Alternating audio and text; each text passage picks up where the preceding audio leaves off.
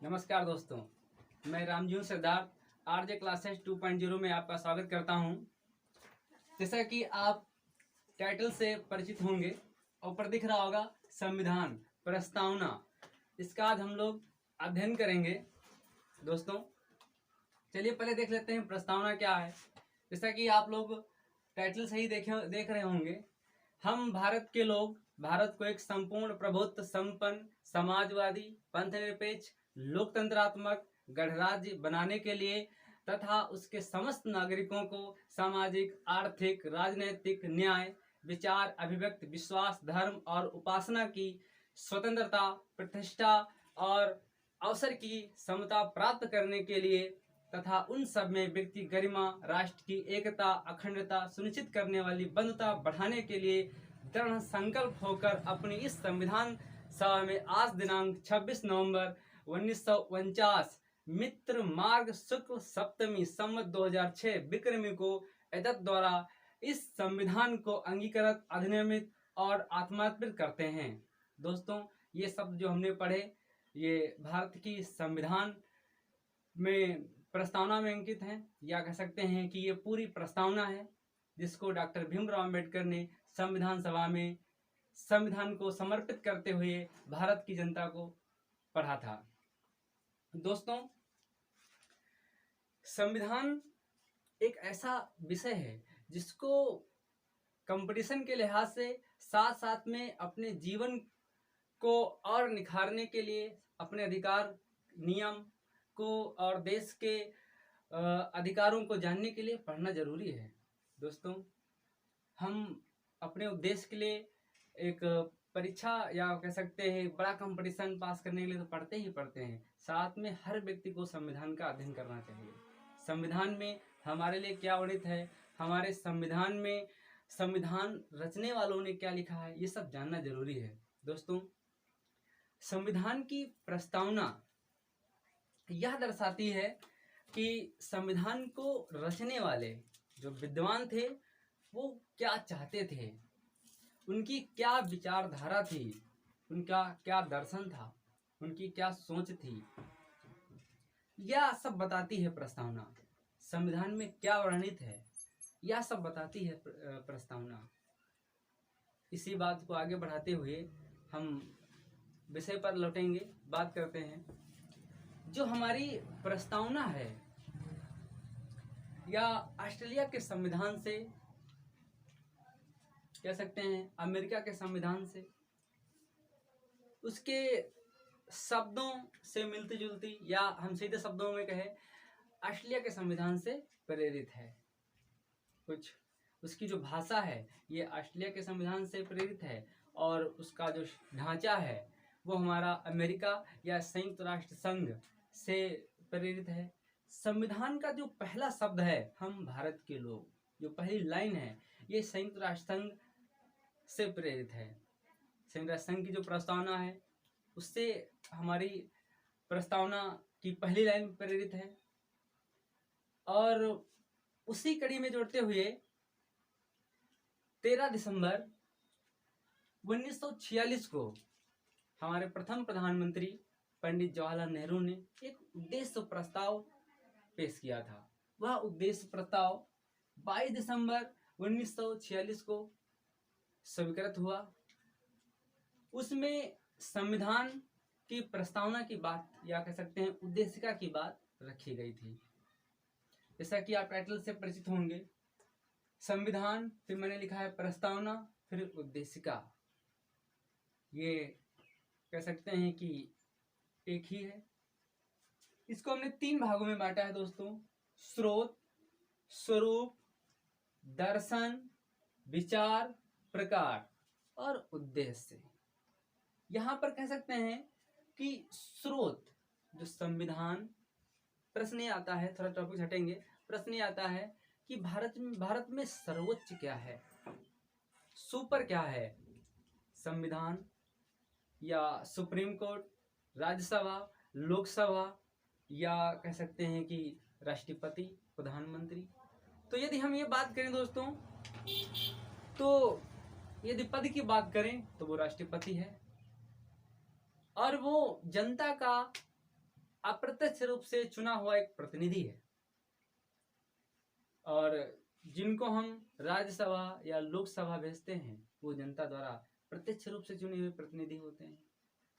फिर दोस्तों हम विषय पर लौटेंगे और बात करेंगे स्रोत। प्रश्न ये आता है कि भारतीय संविधान की जो प्रस्तावना है ये शुरू कहाँ से होती है। तो जो उसकी पहली लाइनें हैं तो उसमें लिखा है हम भारत के लोग। तो प्रश्न ये पूछा जाता है कि हम भारत के लोग ये कहाँ लिखा हुआ है, संविधान के किस हिस्से में, किस भाग में लिखा हुआ है।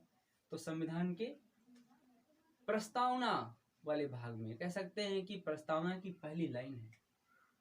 इसके बाद जैसे हमने आपको पढ़ा आगे, हम भारत के लोग भारत को एक संपूर्ण प्रभुत्व संपन्न समाजवादी पंथनिरपेक्ष लोकतंत्रात्मक गणराज्य बनाने के लिए तथा उसके समस्त नागरिकों को सामाजिक आर्थिक राजनैतिक न्याय विचार अभिव्यक्ति विश्वास धर्म उपासना की स्वतंत्रता प्रतिष्ठा अवसर की समता प्राप्त करने के लिए तथा उन सब में व्यक्ति की गरिमा राष्ट्र की एकता अखंडता सुनिश्चित करने वाली बंधुता बढ़ाने के लिए, ये दोस्तों बात कही गई।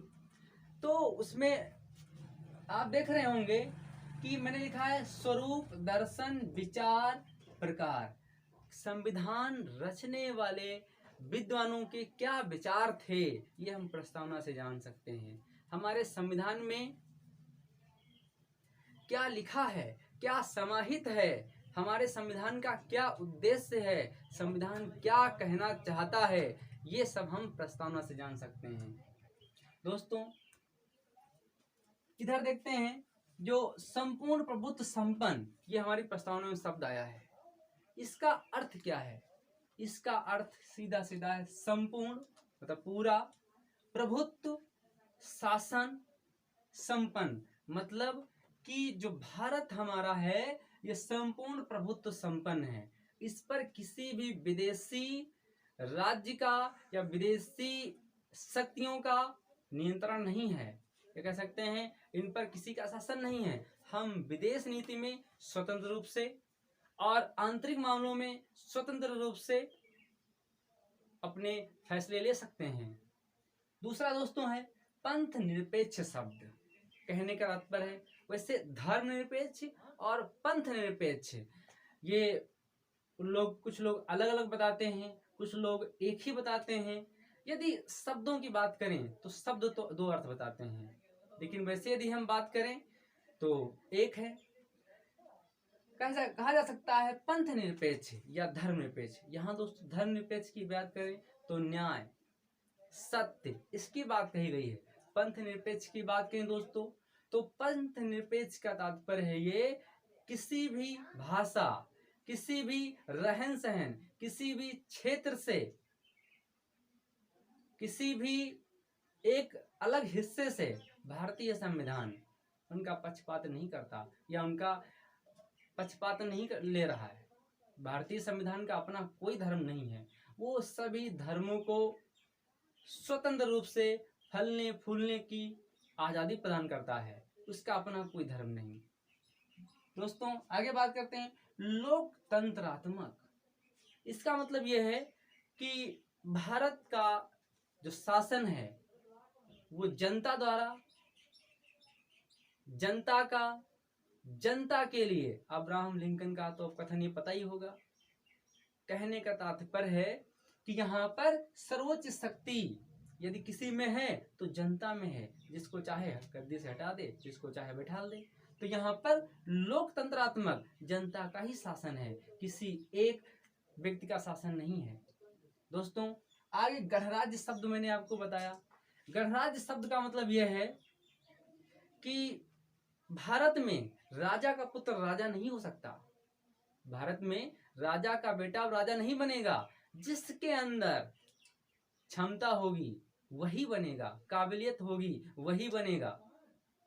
दोस्तों भारत में यदि हम राष्ट्रपति को या प्रधानमंत्री को गद्दी बैठालते हैं वो शासन करता है, लेकिन वो जनता का प्रतिनिधि है। हम उसको 5 साल बाद हटा भी तो देते हैं। बीच में यदि वो गलत करता है तब भी उसको हम हटा सकते हैं। तो यहाँ पर कोई भी व्यक्ति, हम आप, हमारे संविधान रचने वाले विद्वानों ने ये व्यवस्था की कि गरीब से गरीब व्यक्ति किसी भी जाति, लिंग, धर्म, क्षेत्र, भाषा से आता हो, वो भारत के सर्वोच्च पद पर बैठ सकता है। वंशानुगत भारत में व्यवस्था नहीं है। तो ये गण राज्य की बात होगी।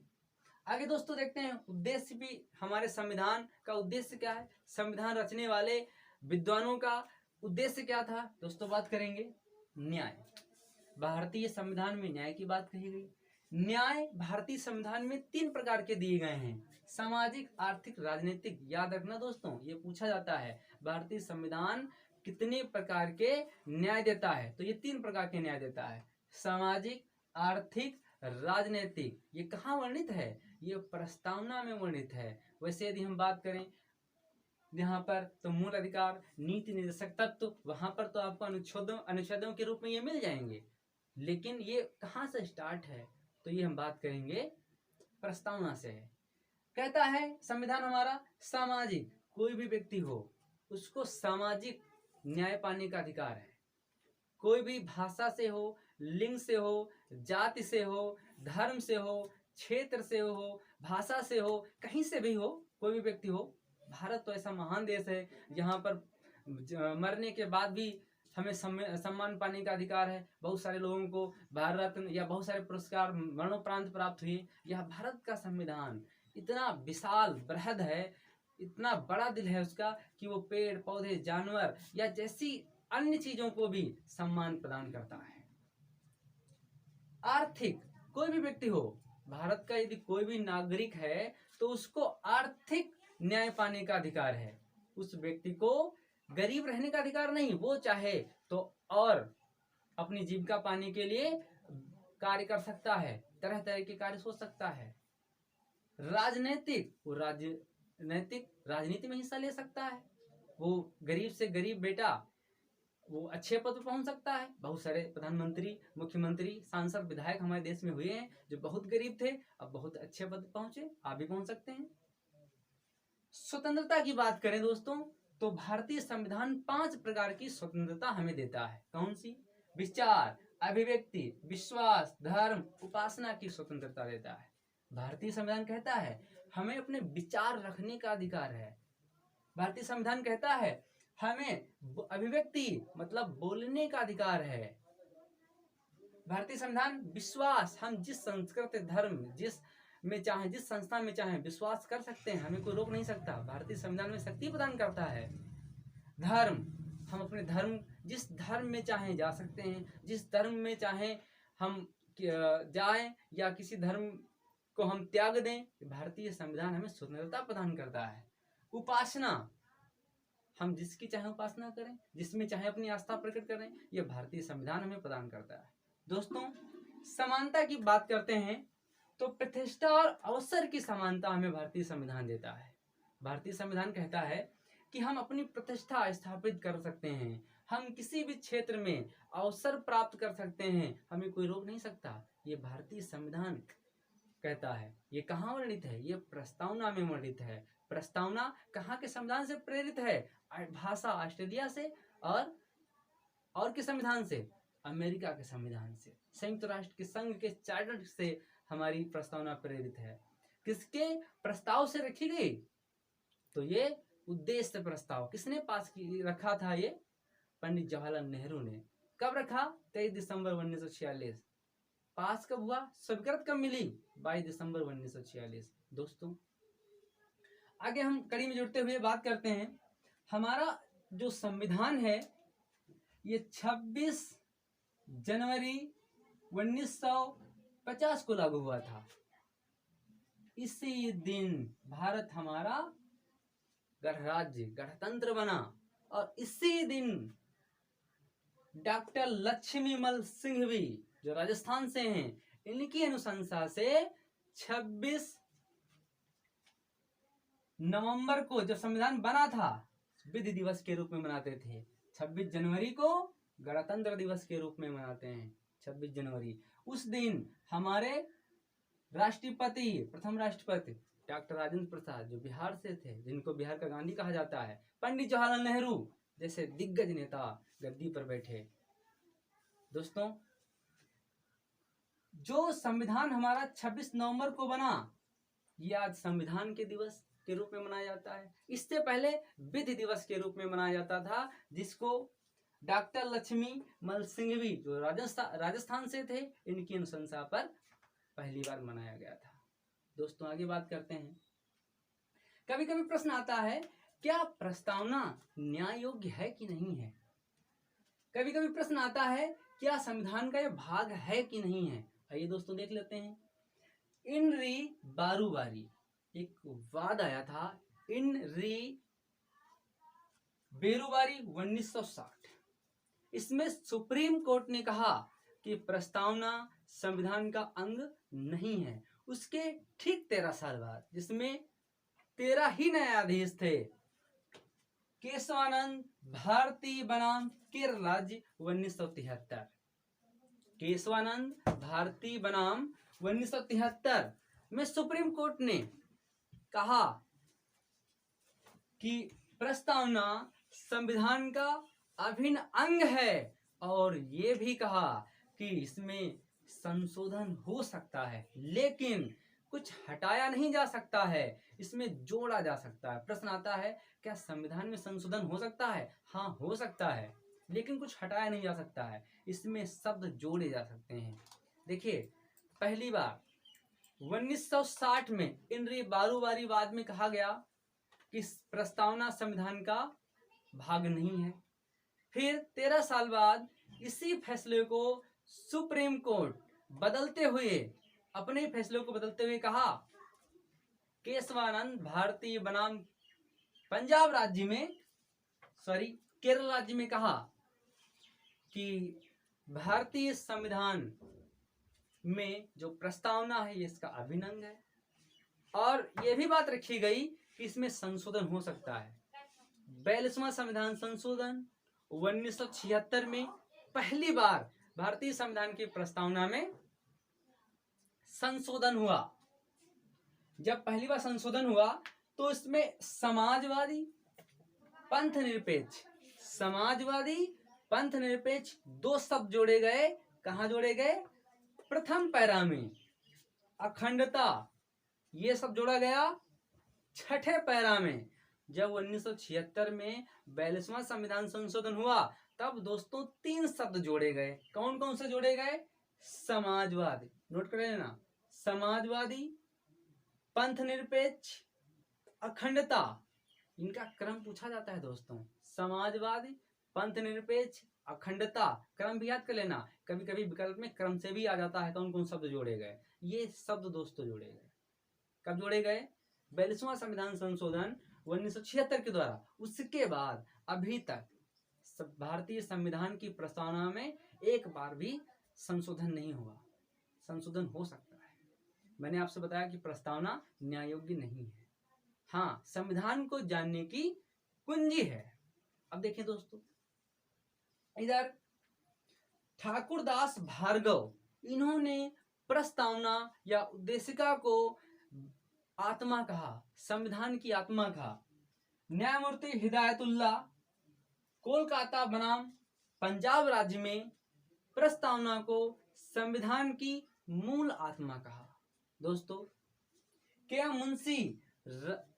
एम मुंशी ने प्रस्तावना को संविधान की राजनीतिक जन्मपत्री कहा। दोस्तों, एक कंफ्यूजन आपके मन में हो रहा होगा कि डॉक्टर भीमराव अंबेडकर ने क्या कहा। अनुच्छेद 32, जिसको डॉक्टर भीमराव अंबेडकर ने संविधान की आत्मा कहा, और ठाकुरदास भार्गव ने प्रस्तावना को संविधान की आत्मा कहा। यदि यह प्रश्न आ जाए कहीं कि इसमें संविधान की आत्मा क्या है, तो इसमें लिखा होगा डॉक्टर भीमराव अंबेडकर के अनुसार। यदि डॉक्टर भीमराव अंबेडकर के अनुसार नहीं है, तो इसमें अन्य राइटरों के अनुसार या किसी अन्य विद्वानों के अनुसार लिखा होगा कि इसमें कौन सा उत्तर सही होगा, या कौन सा शब्द कह सकते हैं, कौन सा विकल्प सही है, ये वहां पर कथन में दिया रहेगा। आगे दोस्तों देखते हैं, आगे दोस्तों देखते हैं कि हमारा संविधान 26 जनवरी 1950 को लागू हुआ था। उसको गणतंत्र दिवस और जब बना था उसको विधि दिवस, वर्तमान में संविधान दिवस के रूप में मनाते हैं दोस्तों। इस प्रस्तावना को आप इस तरीके से डाउनलोड कर लेंगे भाई, या नोट कर लेंगे अपनी नोट्स पर। यहाँ पर हम भारत के लोग, फिर स्वरूप, दर्शन, विचार, अभिव्यक्ति, इसके बारे में संपूर्ण प्रभुत्व संपन्न, पंथ निरपेक्ष, लोकतंत्रात्मक, गणराज्य। उद्देश्य में दोस्तों बताया न्याय। न्याय 3 प्रकार के हैं, कौन कौन? सामाजिक, आर्थिक, राजनीतिक। स्वतंत्रता बताई, स्वतंत्रता 5 प्रकार की है। विचार, अभिव्यक्ति, विश्वास, धर्म, उपासना, समानता, प्रतिष्ठा और अवसर। दोस्तों इसको अच्छे तरीके से वीडियो को 4-5 बार पढ़ेंगे और ग्रुप डी से लेकर के ये प्रश्न पीसीएस तक आपका पीछा नहीं छोड़ते हैं दोस्तों। आप हमारा वीडियो देख रहे होंगे, कहीं से कुछ गलत लग रहा हो या समझ में ना आया हो या कुछ और आप पढ़ना चाहते हैं तो आप हमें कमेंट कर सकते हैं। साथ में दोस्तों हमारा एक व्हाट्सएप नंबर है 8931901000। इस पर आप अपने प्रश्न हमें व्हाट्सएप कर सकते हैं। न्यूनतम 4 घंटे, अधिकतम अगले वीडियो में आपकी समस्या का समाधान हो जाएगा। अपने वीडियो को समाप्त करते हुए पहले हम प्रस्तावना पढ़ना चाहेंगे और आप भी पढ़ लीजिए। हम भारत के लोग भारत को एक संपूर्ण प्रभुत्व संपन्न, समाजवादी, पंथ निरपेक्ष, लोकतंत्रात्मक, गणराज्य बनाने के लिए तथा उसके समस्त नागरिकों को सामाजिक, आर्थिक, राजनीतिक, न्याय, विचार, अभिव्यक्ति, विश्वास, धर्म और उपासना की स्वतंत्रता, प्रतिष्ठा और अवसर की समता प्राप्त करने के लिए तथा उन सब में व्यक्ति की गरिमा और राष्ट्र की एकता और अखंडता सुनिश्चित करने वाली बंधुता बढ़ाने के लिए दृढ़ संकल्प होकर अपनी इस संविधान सभा में आज दिनांक 26 नवंबर 1949 मित्र मार्ग शुक्ल सप्तमी संवत 2006 विक्रमी को एतद द्वारा इस संविधान को अंगीकृत, अधिनियमित और आत्मार्पित करते हैं। नमस्कार दोस्तों।